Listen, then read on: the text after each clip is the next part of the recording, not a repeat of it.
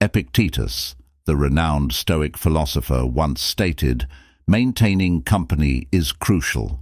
Only with those who encourage you and whose presence inspires you to give it your all most likely heard the adage, 'You're the mean of the 5 individuals you spend the most of the time.' Thus today we're going to examine that concept using a Stoic perspective. We'll talk about the 7 categories of those who have the power to impede your advancement in the Stoic philosophy and navigating these difficult relationships. Before we start, I would be grateful if you could have the video so you can assist me in propagate the Stoic philosophy going forward if you don't have a subscription. I suggest you sign up and turn on the bell so that those who watch videos without missing any. The drama magnet at the top. Picture you're managing your existence as though it were a ship passing peaceful waters. Yet then you come upon the idiot known as the drama queen that this person appears to be, to experience a constant stream of crises, disagreements, or disputes, and similar to a whirlpools, have a disconcerting their capacity to draw you into their vortex of mayhem. You may initially encounter drawn in by the drama magnet's magnetic energy, interpreting it as enthusiasm or passion, but you'll quickly understand that being their domain is like to navigating a vessel during a storm that was draining and hazardous, now that what markings are interacting with. The reason drama magnets are so cunning is, many times, problems feel personal to you. Their mayhem spreads easily, so you might even find yourself involved in disputes that you weren't involved at all with. Using a real-world example, let's a buddy with whom they frequently clash. Those in your social circle right now, they will not be speaking with Sarah tomorrow. Tom, a buddy of yours, approaches you for guidance, but you observe that this pattern never stops, and all of a sudden you discover you and Sarah or Tom at odds as well, since you attempted to get involved in this. In this case, you could use a tactic known as thoughtful hearing, as opposed to providing guidance or picking sides that align with their sentences back to them. For instance, if they say, "That's unbelievable what Sarah stated about me," you could reply in this way, "You believe that Sarah's remarks have deceived you." Using this method enables you to offer emotional assistance without receiving involved in the conflict with someone else method, and one that could sound, being selective is the counter-incentive. Inaccessible Stoicism leads us to appreciate our time greatly, and occasionally that implies being unavailable due to the needs of others' catastrophes, particularly if they keep happening. Switch off your phone if it is not in resolution. Create focus during specific hours. Times when you focus exclusively on your career or personal growth, and declare that during these periods I'm not going to bother you. To paraphrase, to truly be happy, one must relish the present without worrying about relying on. In the future, this could be especially useful for handling drama magnets, rather than tensely speculating about what disaster will occur next. Pay attention to the current instance in which you take charge, have fun, and resist letting it get distracted by the drama of others. Remember to steer your ship with composure, avoiding the whirlpools that endanger your journey toward intimacy expansion. And second category of people, those who are calm, imagine this, naysayers, you're an artist. As you paint a canvas, every stroke adds depth of color and vitality of vision. Insert the critic who enters your studio. Look over your creations and right away start criticizing it. Are you uncertain about the hue that doesn't seem realistic? As most artists, never use their words to create strokes of gray. Paint begins to fade from your vivid canvas. This is not your typical helpful criticism that is instead beneficial. There's a lingering aura of uncertainty and negative, for instance, if you're eager to pursue a new professional route. You've done your homework and talked to experts in the field and perhaps even completed a few introductory classes. When you express your excitement to the critics, They rapidly enumerate all the market won't work out for the reasons that too much competition. Are you in the right? What if you don't succeed in your endeavors? Their uncertainty begins to feel like your own, as well as the confident vision you had begins to sway now. What should I do? With a doubter, particularly if they perhaps a relative of yours, unorthodox but successful approach is to seek their counsel rather than merely expressing your goals or intentions. When individuals are assigned advising roles, they are less prone to criticize your thoughts, direct and could provide more beneficial feedback. Another approach entails rewriting the script using a method referred to as constructive confrontation, as opposed to taking in their negativity challenge for them to consider answers. In case they claim you'll never be capable of changing occupations at this point, respond with a thought-provoking viewpoint question: how you believe someone could effectively transition into a new career. This not only diverts the ill will, but additionally promotes a more positive type of discussion.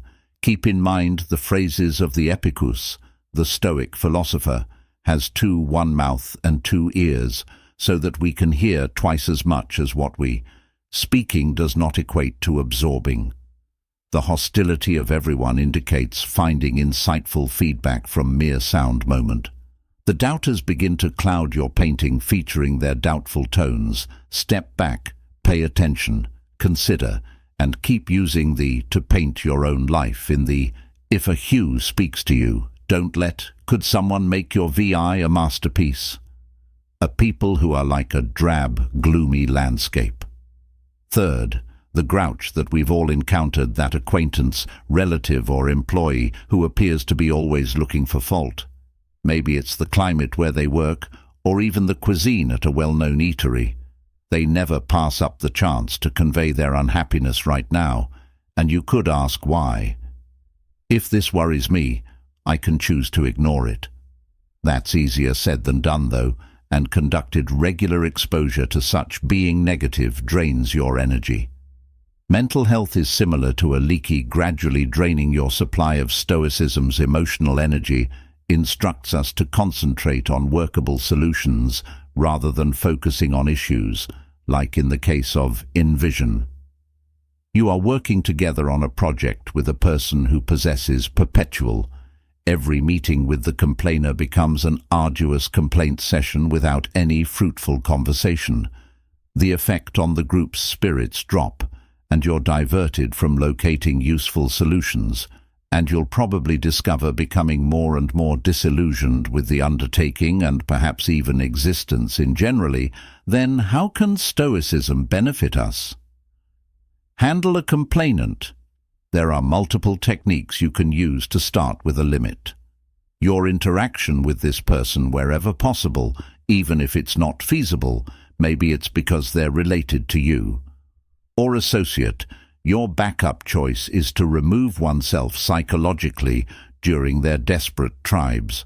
Consider their complaints as a loud and fleeting storm, disturbing, yet ultimately transient, and unable to overcome the immovable mountain that is the tranquility within you. The third choice is to direct the discussion aimed at finding solutions, or switch the topic to something more useful. Quotation from Marcus Aurelius. You are in control of your thoughts, not external occurrences. Become aware of this, and you'll take solace in this timeless Stoic knowledge. Motivates us to protect our mental tranquility, carefully making sure that the negative from persistent complainers doesn't change us from our unwavering root of fortitude and virtue. Oriented individuals rank fourth in Manipulator. Imagine that your life is a film, script, where you play the lead role.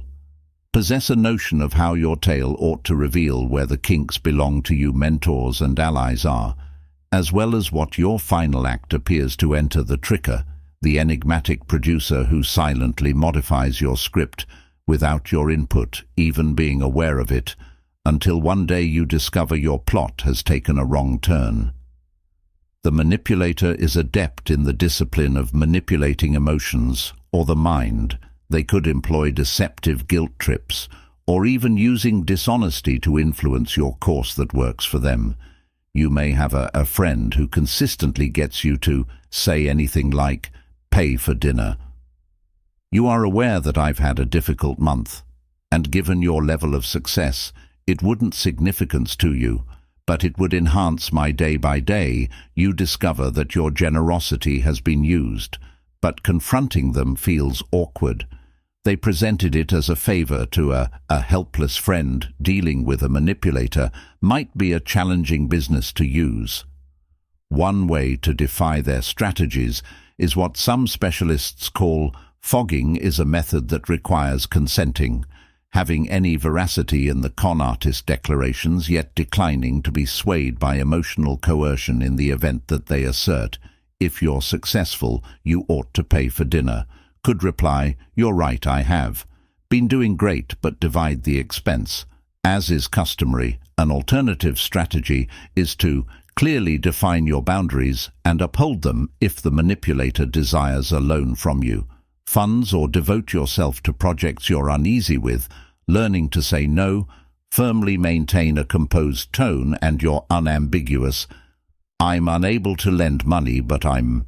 Being available to provide consolation creates a boundaries while upholding the inspiration for friendship.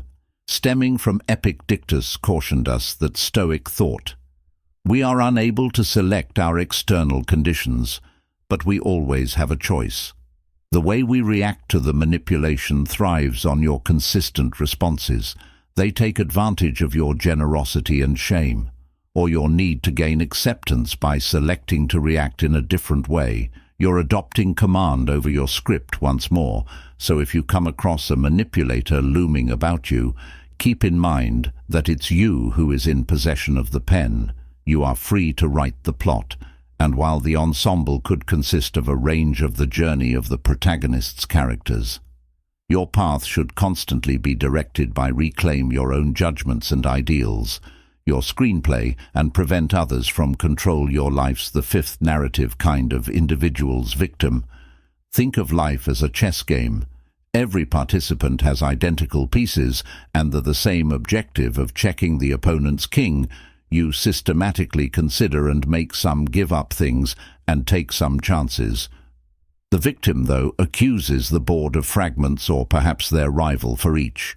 They see it as a foolish move. They're never out of checkmate due to their decisions, but because to some outside force against them, their story is an endless saga of alas for themselves. Portrayed as the defenseless protagonist, "I'm unable to advance in my career since I'm disliked by my supervisor," or "I'm unable to acquire in shape because I have issues, genetics." It's important to remember that some people experience true adversity and structural problems. Although the victim was talking about use their situation as an ongoing justification for not accepting any accountability for their deeds or absence of thus, you may find yourself involved in their plot, possibly as the auxiliary figure who consistently must save them. Let's imagine you've many hours on end listening to a buddy accuses them of an unending failed partnerships wholly on their. Not only does this stink, but ex-partners, however, it can also quietly urge you to take in a comparable victim, your unique perspective on life. So what's your when interacting with a victim? It could be tempted to act as their rescuer, providing a never-ending supply of guidance and emotional encouragement, but the Stoics would advise. They would advise against this, drawing a strong boundaries to safeguard your mental health. Mention that you may use a method named as empathetic detachment, demonstrates give generosity, but avoid attempting to save people from circumstances in which they must maneuver on their own, and provide a listening ear, but avoid turning into their constant troubleshooter, Marcus Aurelius. As they say, the best retaliation is to be as opposed to him who committed the injustice. If you discover that you're drawn into the victim's story, repress the want to turn into one. You must take charge of your own destiny board, walk about and keep in mind that life's chess match, which is always frequently a decision rather than a destiny, keeps your fragments traveling onward When necessary, make strategic concessions, and play for fun rather than retaliation or sympathy development and wisdom of those who rank 6 are poisonous positivists. This person is someone you know. They're always radiating rainbows and sunshine and boundless emoji streams. Those are the ones advising you to simply enjoy yourself when you're going through a challenging time, minimizing your emotions and experiences with a carefree wave of sparkling, optimistic picture yourself in a garden. Flowers exist, but there are also weeds as well as pests. A poisonous positivist, but insists on disregarding everything. Not a blossoming aphids have been seen on your leaves, Rose. Pay attention to the flowers. Don't let bad energy entering your garden, they would say. Although that sounds positive, their methodology can cause you to feel unimportant and detached from the actual world. Let's say you are experiencing a difficult breakup.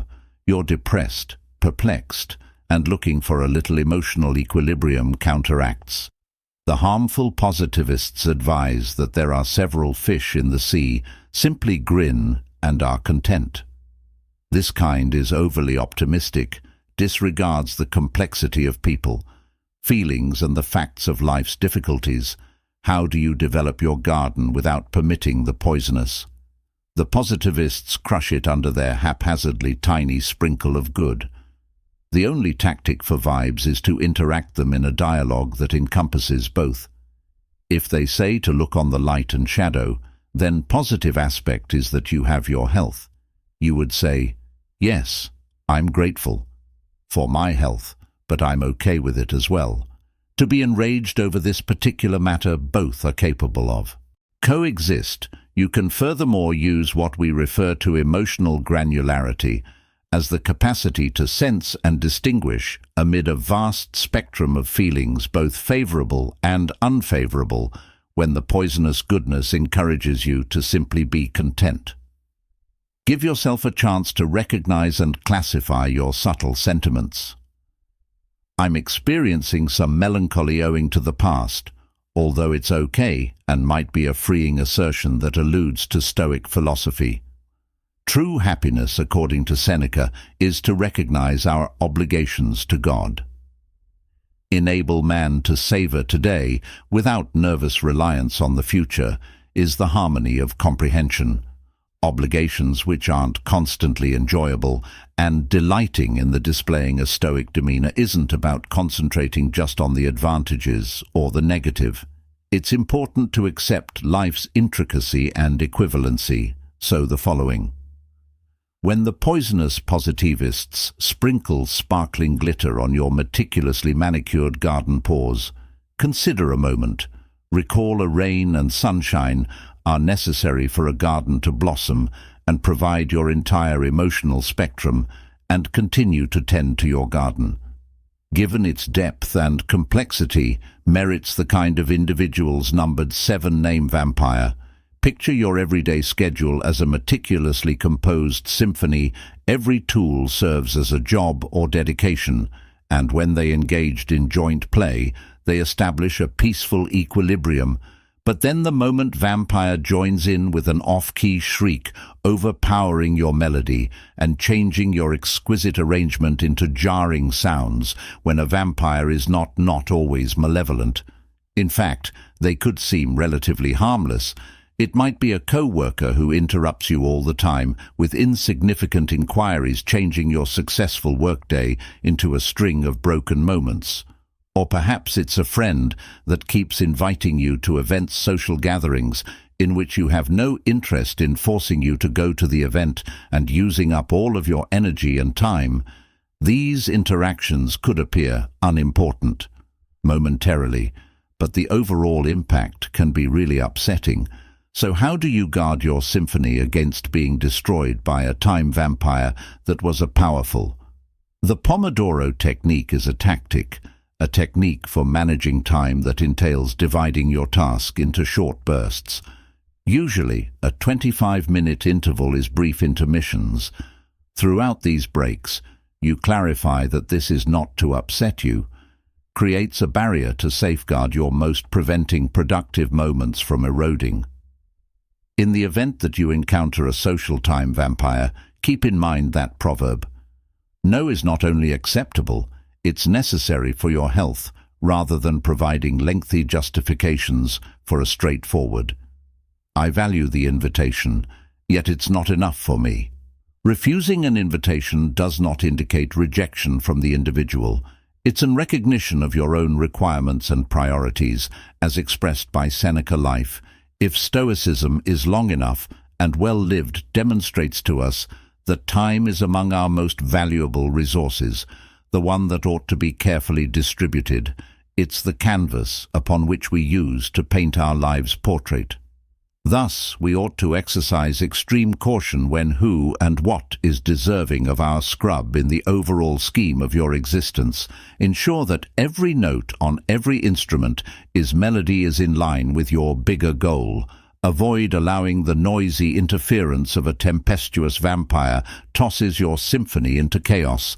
Grasp the baton firmly and live your life with intention, making sure that each instant is a skillfully performed note in your melodic magnificent, as the final moments of today's investigation of the figures who have the power to ruin our day towards Stoic fortitude and discernment, remembering that self-awareness is key. These kinds are simple to identify in others, but the trickier, and looking within, is an enlightening task. Maybe you're unknowingly engaging in one of these positions in the lives of others. Recall that Stoicism isn't limited to getting around the world is another thing. Knowing ourselves better if the conversation today has generated an insight, a revelation, or even just I would love to hear a little reflection. From you in the space designated for comments, your ideas convey your encounters, and let's have a conversation that enhances us all. Thus, till the next occasion, may you decisions that are in line with your virtues' behaviors demonstrate your wisdom. May your be the masterpiece you were destined to be in life. Make